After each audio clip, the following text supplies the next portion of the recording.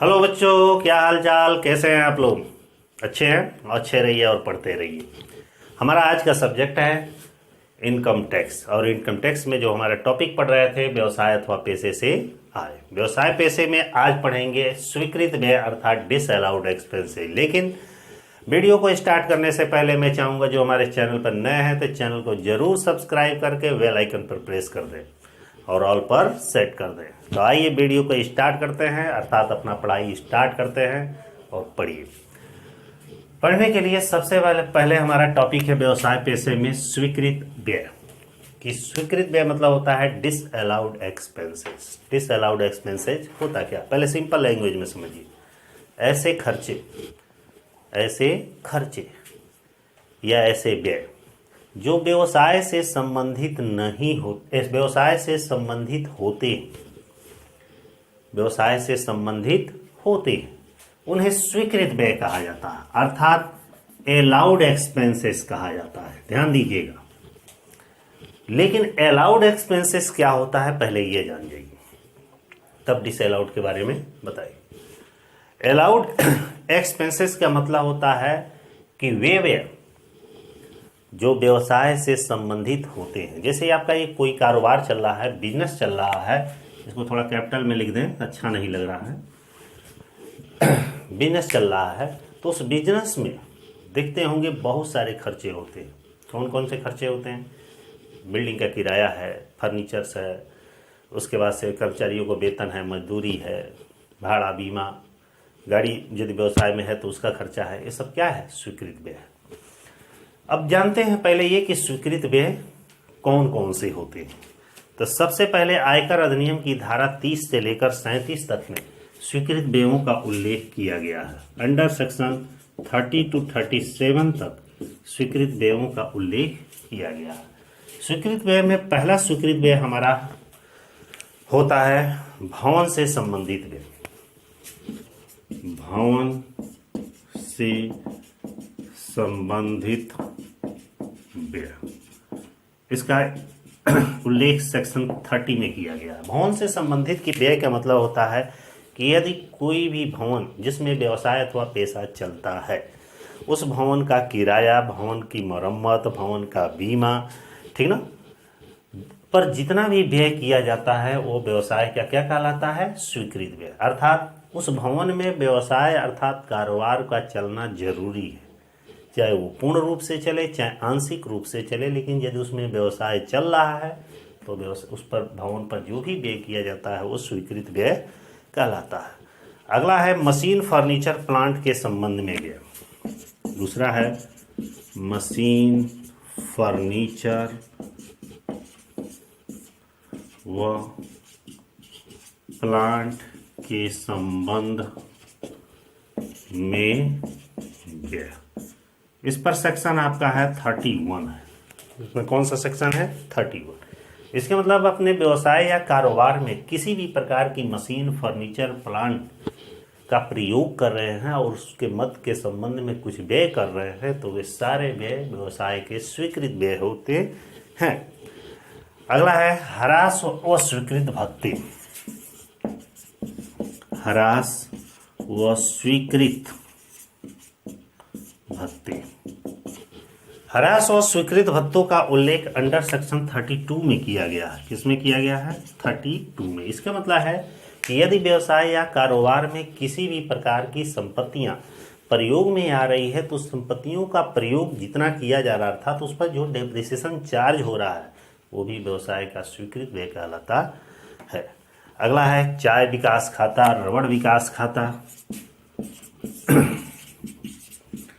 चाय विकास खाता, रबड़, कॉफी विकास खाता।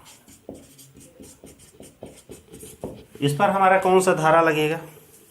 इस पर है 33 सेक्शन 33 मतलब कि यदि कोई व्यक्ति या करदाता भारत में चाय, रबड़, कॉफी का उत्पादन करता है, उसका विक्रय, वितरण व विनिमय का कार्य करता है तो उसके संबंध में जो भी उसे आय व्यय होती है वो सारे व्यय क्या होता है?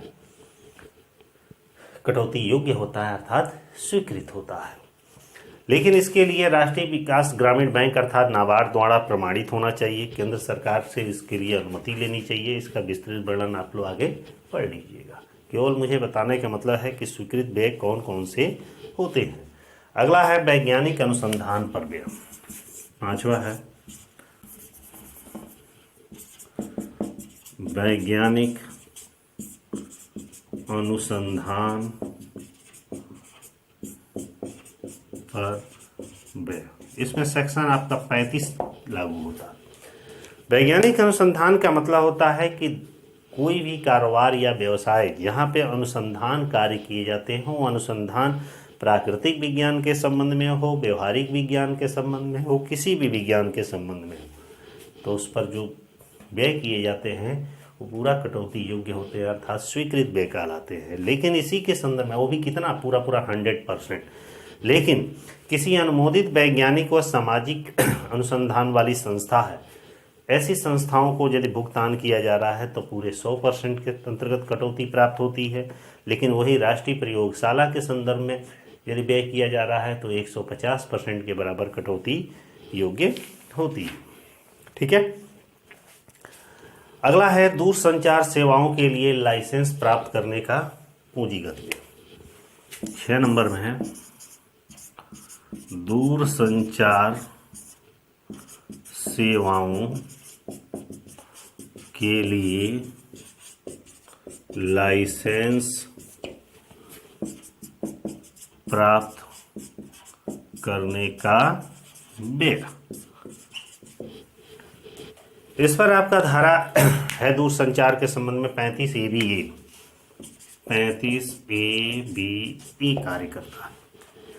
मतलब कि कोई भी व्यवसाय अथवा पेशे के लिए दूरसंचार सेवाओं को चलाने के लिए लाइसेंस गवर्नमेंट से ली जाती है और उस लाइसेंस पर यदि कोई व्यय किया जाता है तो धारा 35A के अंतर्गत कटौती योग्य होता है अर्थात स्वीकृत होता है। फिर अगला है कृषि परियोजना के विकास पर किए गए व्यय। कृषि परियोजना के विकास पर किए गए व्यय। इस पर कौन सा धारा लागू होता है? 35CCC। माने देखते होंगे कृषि की बहुत सारी योजनाएं चलती हैं। देश में कृषि का डेवलपमेंट करने के लिए बहुत सारी विकास योजनाएं लॉन्च होती है।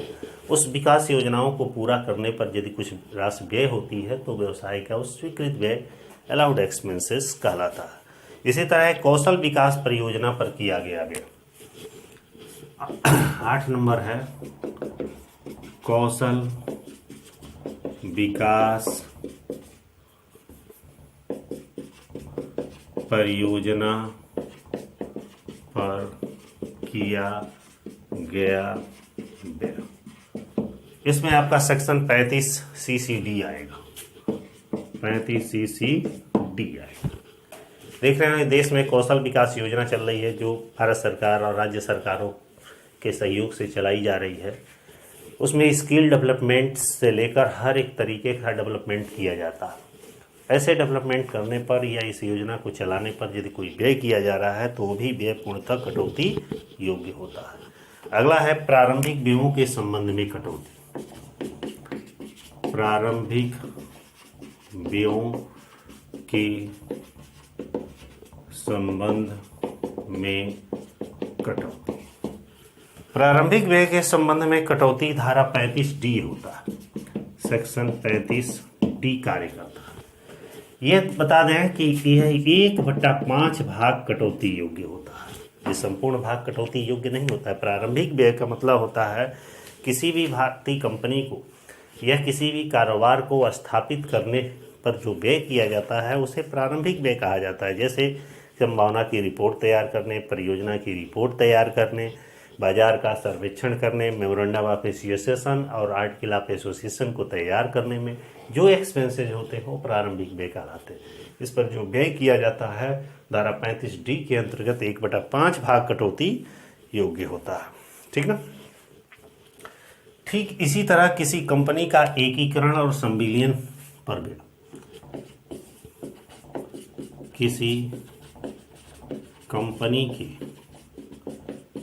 एकीकरण व संविलियन पर व्यय। इस पर आपका सेक्शन होता है 35 डी। इस पर भी 1/5 भाग कटौती योग्य होता है, ठीक ना। यदि 2 या 2 से अधिक कंपनियां मिल जाती हैं या कई कंपनियों का एकीकरण हो जाता है तो वहाँ पे भी कुछ एक्सपेंसेज होते हैं, उसका 1/5 भाग कटौती योग्य होता है। ठीक इसी तरह है स्वैच्छिक अवकाश ग्रहण की योजना पर व्यय। स्वैच्छिक अवकाश ग्रहण की योजना पर व्यय, यह आपका 35 DDA होगा, सेक्शन 35 DDA। इस पर भी 1/5 भाग कटौती योग्य होता है। स्वैच्छिक अवकाश ग्रहण का मतलब है कि यदि कोई कर्मचारी स्वेच्छा से अवकाश ग्रहण करता है तो उसके अवकाश ग्रहण पर यदि कोई व्यय होता है तो वो कटौती योग्य होता है। नेक्स्ट है खनिज पदार्थों की खोज पर व्यय। खनिज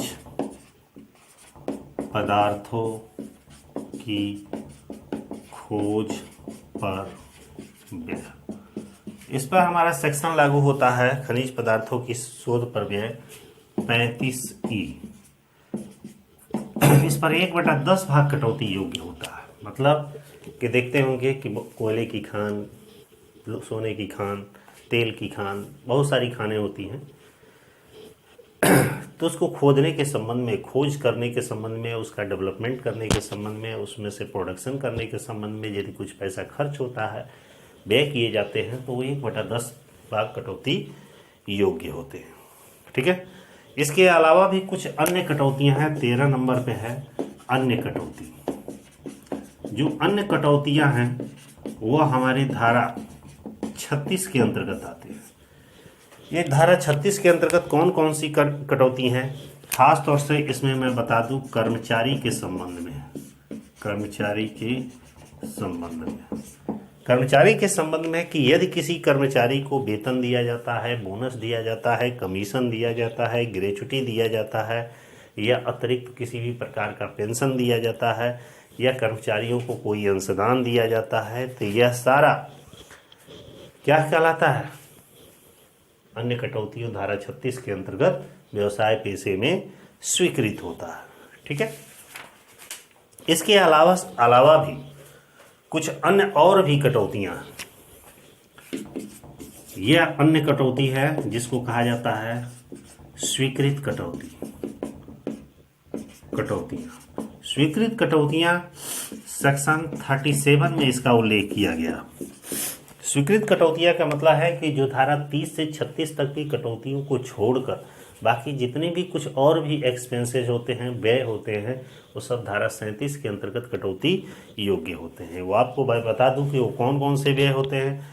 जैसे कि मान लीजिए माल को क्रय करने पर या विक्रय करने पर किया गया व्यय, बिक्री को बढ़ाने के लिए किया गया व्यय, विज्ञापन व प्रचार प्रसार पर किया गया व्यय, श्रम कल्याण के संबंध में किया गया व्यय, बिक्री की रकम चुकाने पर, बिक्री कर की रकम चुकाने पर किया गया व्यय, मतलब सामान्य व्यवसाय में होते हैं। जैसे कि कुछ एग्जाम्पल के तौर में रखे हैं, बिक्री करने पर व्यय, ठीक ना,